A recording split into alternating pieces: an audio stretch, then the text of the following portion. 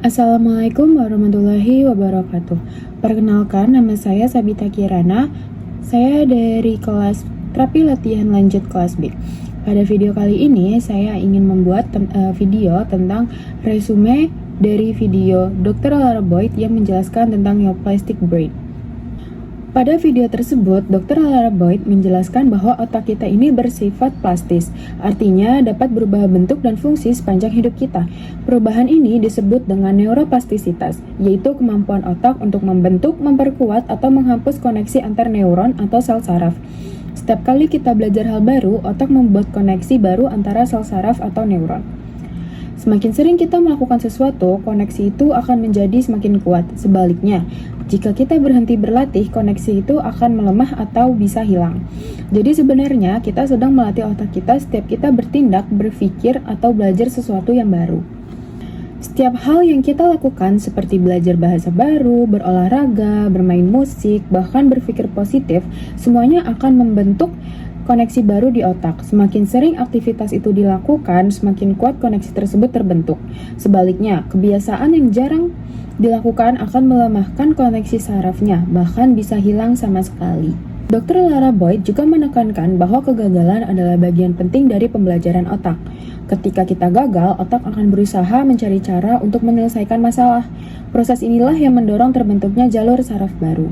Jadi, setiap kesalahan yang kita buat sebenarnya adalah bukti bahwa otak kita sedang tumbuh dan beradaptasi. Dengan kata lain, kegagalan bukan akhir, tapi sinyal bahwa kita sedang berkembang. Dr. Lara Boyd juga menjelaskan bahwa kemampuan otak untuk berubah dipengaruhi oleh banyak hal.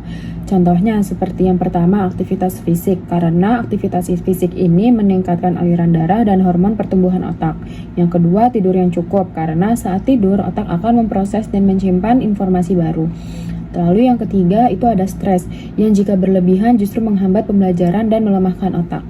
Dr. Lara Boyd juga menegaskan bahwa setiap pilihan hidup yang kita ambil, seperti olahraga, pola makan, istirahat, hingga cara berpikir, semuanya itu akan berpengaruh langsung terhadap kesehatan otak kita.